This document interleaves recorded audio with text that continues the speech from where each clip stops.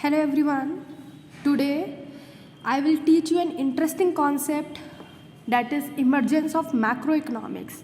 Means the students how macroeconomics emerged as a branch of economics, and in this video I will cover the topics such as thoughts of classical economists, that is prior to the event of Great Depression, and economy at the point of Great Depression of 1929, and the modern economy, that is Keynesian's view.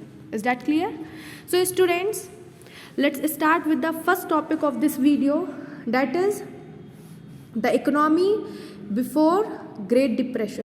So students, here I am going to talk about the view of classical economists, that is Adam Smith, David Ricardo, John Stuart Mill, etc. So these economists have their views before the event of Great Depression, that is in late 18th and 19th century.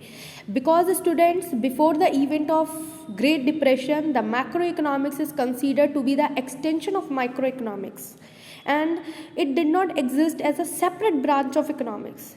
And one more thing students, here are few facts which classical economists believe to be exist in the economy. So students, let's move on to the first fact, that these classical economics emphasize the fact that free market led to an efficient outcome and are self-regulating. With this, the classical economists were of view that there is little, or you can say no, need for the government to intervene in managing the economy, because economy is self-regulating. It can regulate itself and can have efficient outcome also. Is that clear? With this, we have another view of the classical economists, that they were taught that there could never be an economic depression and the economy is inherently stable. So students, classical economists were of thought that there cannot be a phase where economy can be in the depression phase.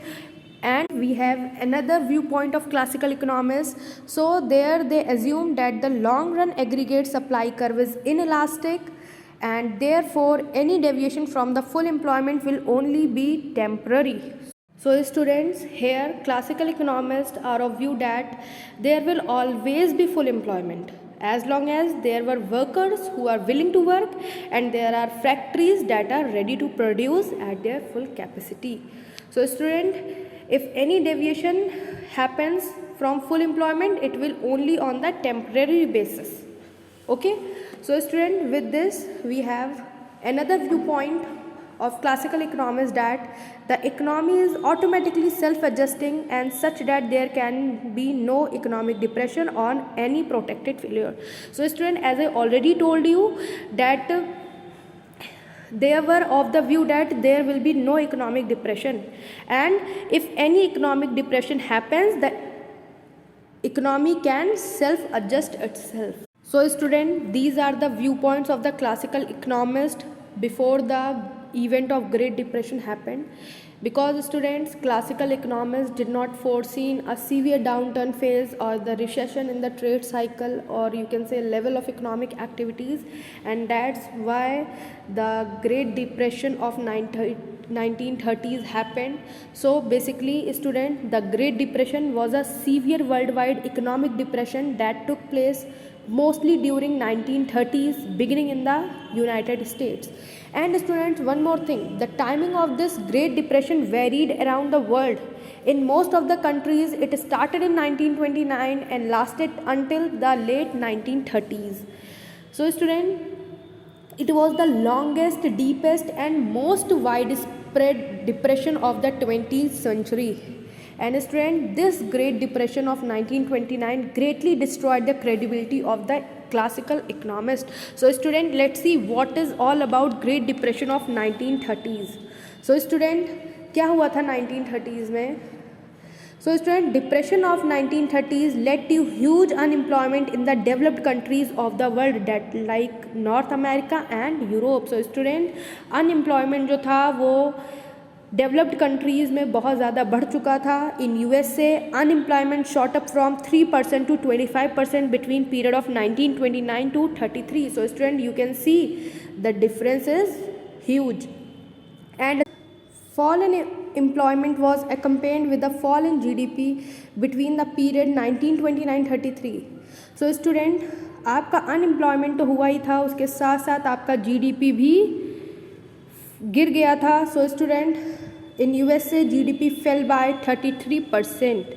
With this student, fall in GDP led to the fall in aggregate demand. So student, आपका unemployment के साथ साथ आपका GDP गिरा, GDP के साथ साथ आपका एग्रीगेट डिमांड भी गिरा. So student, जब डिमांड गिरेगी तो there will be drastic cuts in output as planned by the producers across all the sectors of the economy. And students, further cut in planned output is implied a further fall in employment and GDP in economy. So student, here you can see depression of 30s, the western economies were driven into vicious circle of low demand and low GDP. So this circle basically operate as low aggregate demand means low planned output, means there will be low level of employment, and if there will be low level of employment there will be low GDP, and low GDP means there will be low aggregate demand, and again low aggregate demand will go for low planned output, low planned output go for low level of employment, and again low GDP, and again low aggregate demand, and this is termed as low level equilibrium trap, and all the western economies were driven into this vicious circle of low demand and low GDP. So students, here classical economists basically failed to find any answer to this low level equilibrium trap because market forces of supply and demand failed to break it. So student, it was then that J.M. Keynes, John Maynard Keynes, emphasized the issue related to depression and unemployment in his book General Theory of Employment, Interest and Money in 1936, which basically led to the evolution of macroeconomics as a separate branch of economics.